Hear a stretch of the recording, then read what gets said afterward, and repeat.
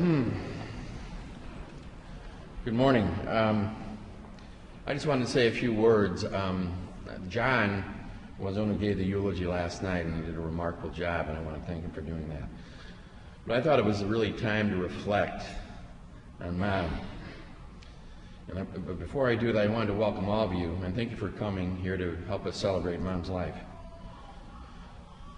And she had a remarkable time, Miss Veronica Marie Ford, and many of you have traveled today to help us celebrate and to join us in the celebration. This means more to my family than you could possibly imagine.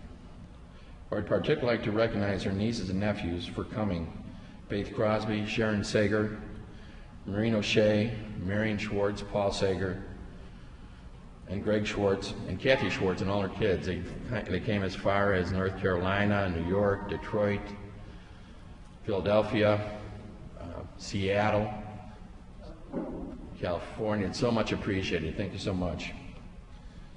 Mom was born Veronica Marie Sager on April 22nd in 1918 in Brooklyn, New York, to William Sager and Marie O'Toole. She was the fourth of 6 children.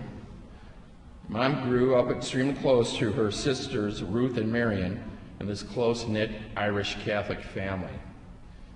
The bond held throughout their entire lives and actually extends to the second, third, and now fourth generations of this rather large family. That's right, I said an Irish Catholic family. Some of you might think, Sager?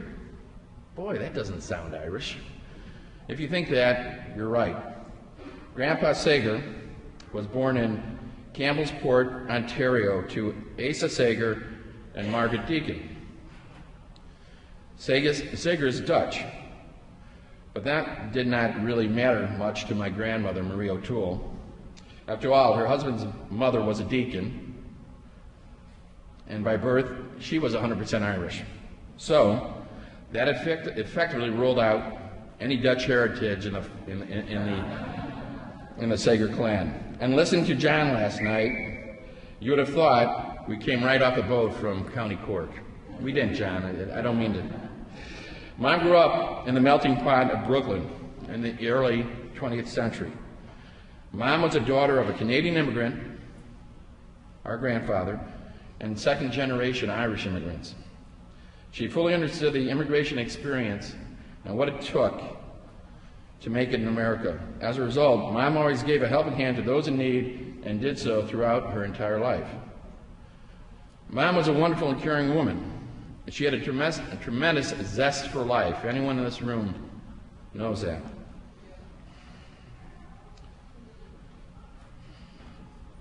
She had a radiation far behind her natural physical beauty. How she found the energy to do the things she did while raising 9 children, I will never know. What an amazing life Mom had. There are 49 direct descendants sitting in this room today. 9 children, 20 grandchildren, 17 great-grandchildren, and 3 great-great-grandchildren. What a legacy she has left us. What a life she lived. Just think what Mom lived through, saw, and experienced during her 98 years. Let's take a walk through her life with her. It's 1917. The Russian Revolution begins. Bolsheviks and communism begins to take hold in Russia, and it is 1 year before Mom's birth. It is 1918. World War I ends October 2018, 6 months after Mom is born. This is the first war during her lifetime. It is 1920. Mom hears the first radio broadcast ever broadcasted. Mom is 2 years old. It is 1922. The USSR is established. Communism now is a state. Mom is 4 years old. It is 1927. Mom sees the first talkie movie. Imagine that. Mom is 9 years old at the time. It is 1933. Mom, her brothers, and sisters experienced the worst economic depression in U.S. history. The hardship she saw shaped her caring her caring nature that she will carry with her the rest of her life. The same year, Hitler comes to power as Chancellor in Germany. At the time, Mom is 15 years old. It is 1936. The first television broadcast is made. The idiot box, as Mom loved to refer to it, is born. Mom is 18. It is 1941. It is 1939.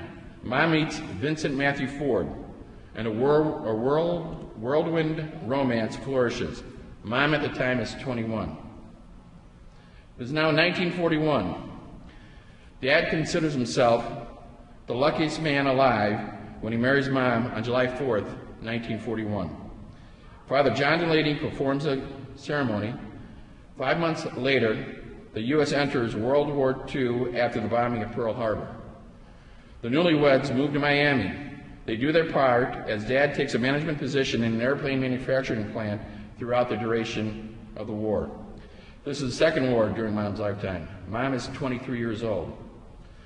It is 1942. Their first child, John Delaney, is born. He's named after the priest who married them, but I think that's the closest John got to anything that religious. Mom, at the time, is 24 years old. It is 1945. The U.S. effectively enters the nuclear age with the bombing of Hiroshima and Nagasaki. I was born in 44. You asked me not to mention that, Dar. The war ends the same year. 75 million people have died. It shakes her religious beliefs to the core.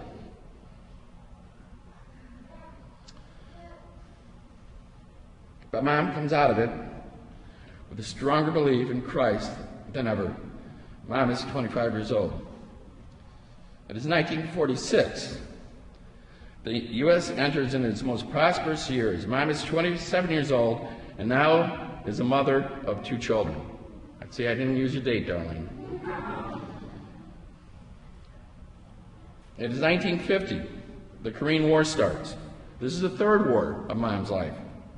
Mom now has 3 children, 4 if you count her husband Vince. Mom turns 32. It is 1953. The Korean War ends, and shortly thereafter, Mom is expecting a child. She delivers Kevin and is all ready to wrap it up and senses something amiss, and the doctors say, well, maybe you ought to stay around a while. 11 minutes later, Karen was born. And I say later, I think a pattern was established early in her life that continues yet today.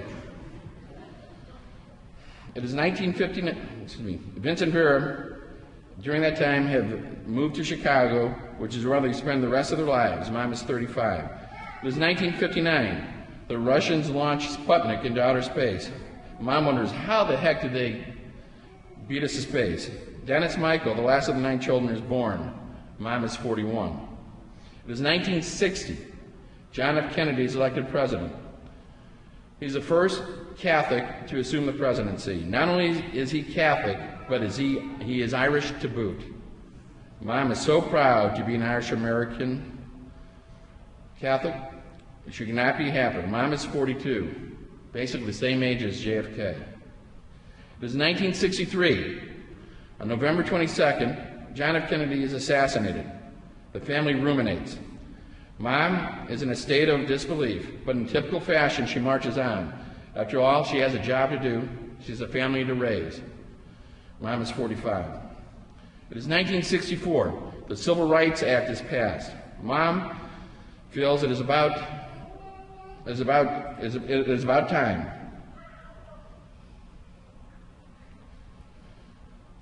This should have happened a long time ago, she thinks. The same year the U.S. begins to escalate its presence in Vietnam. This is the 4th war of Mom's life. Mom is 46. It is 1968. Martin Luther King is assassinated. The war is raging. 14,000 American troops were killed that year. the highest yearly total of any year in the war.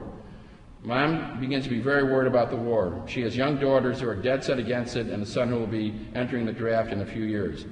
Mom is 50 at the time. It is 1969. America lands the first man on the moon. We finally have something to cheer about over the last few years.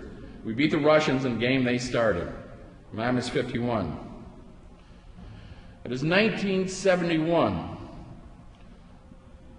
The first computer powered by transistors is sold. Mom, at the time, is 53. It is now 1973. The first mobile phone is brought to market by Motorola. Man, I think you know something about that. There's nothing mobile about it. It's the size of a shoebox and weighs 12 pounds. Mom wonders who would ever buy any of these contraptions. Mom is 55. It is 1974. Richard Nixon is the first and only president to be impeached. It all happened as a result of the Watergate cover-up. She never trusted Richard Nixon, since he famously said in the 1959 Checkers speech, and when he said, "I am not a crook." She thinks anyone who has to state that he is not a crook probably is. Mom is 56. It is 1975. Dad and Mom are given a surprise party for their 40th wedding anniversary. Mom's sisters, Ruth and Marion, come to help celebrate. Martha meets Ruth and Marion for the first time. The bond the three sisters have with each other are obvious. Martha revels at the three sisters' beauty, humor, kinship, and genuine love and joy for life. She comments that they had to be a dynamic force to reckon with in the streets of Brooklyn in their 1930s. She was right. Dad never had a chance. Mom is 68. It is 1967. Vince dies of a heart attack at 71. Mom never marries again. Vince would say, "Of course not. What else? Why would you marry someone else when you've already married the best?" Mom, however, might have a different opinion. Mom is 69. It is 1989. Mom witnesses the fall of communism, the tearing down of the Berlin Wall. Communism is dead at 72. Mom thinks, "I outlived communism." Who would have thought? Mom at the time is 71. It is 1990. The U.S. enters the first Iraq war. This is the fifth war of Mom's life. Mom is thinking that none of her children is thankful that none of her children had to go to war. Mom is 72. It is now 1998. Bill Clinton faces impeachment for sexual misconduct. He famously states that he did not have sex with that woman. Mom would sternly disagree. Mom is 83. It is 2003. The second Iraq war begins. This is the sixth and final war of Mom's lifetime. She wonders, where were those weapons of mass destruction? She is 85.